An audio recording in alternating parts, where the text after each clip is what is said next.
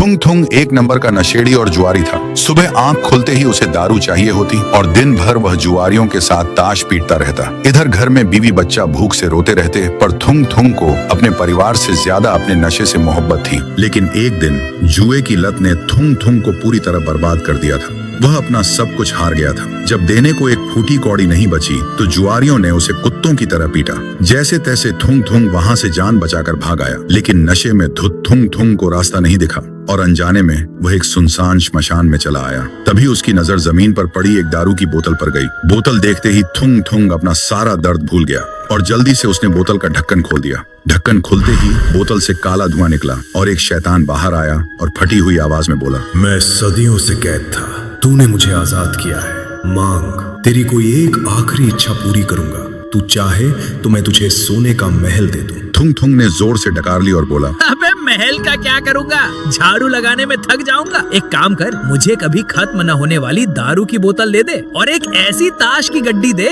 जिसमें मैं हमेशा जीतूं। सुनते ही शैतान एक सेकंड के लिए शांत हो गया, फिर बोला, कैसा बेवकूफ इंसान है तू। खैर तथास्तु, पर याद रखना, जिस चीज पर से तेरा ध्यान हटेगा वो हमेशा के लिए सूख कर मिट्टी बन जाएगी। लेकिन थुंग थुंग ने उसकी शर्त पर ध्यान ही नहीं दिया। वह बोतल और ताश लेकर सीधा वापस अड्डे पर चला गया। उधर उसकी बीवी और बच्चा भूख से तड़प रहे थे और इधर थुंग थुंग बस दारू पीता रहा और जुआरियों से लाखों रुपए जीतता रहा। 7 दिन बीत चुके थे, लेकिन थुंग थुंग घर ही नहीं गया। बीच में गांव के एक आदमी ने आकर बताया भी, थुंग थुंग, तेरी बीवी बीमार है और बच्चा भूख से रो रहा है, घर जा।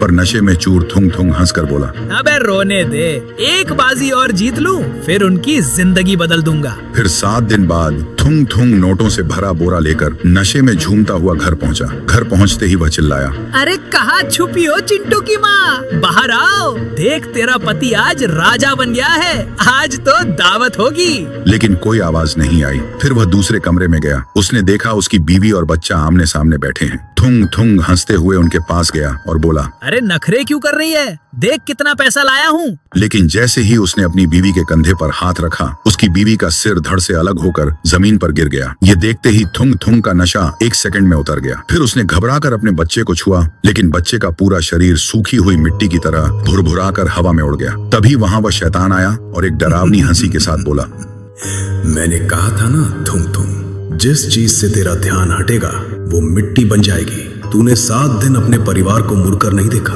भूख और प्यास से वो कब के सूख कर पत्थर बन चुके थे। सुनते ही थुंग थुंग पागल हो गया। तो दोस्तों, जो इंसान आदत और नशे से मजबूर होकर अपनों को भूल जाता है, वक्त आने पर जिंदगी उसे इतना अकेला कर देती है कि उसके पास उन पैसों के अलावा रोने के लिए कोई अपना नहीं बचता।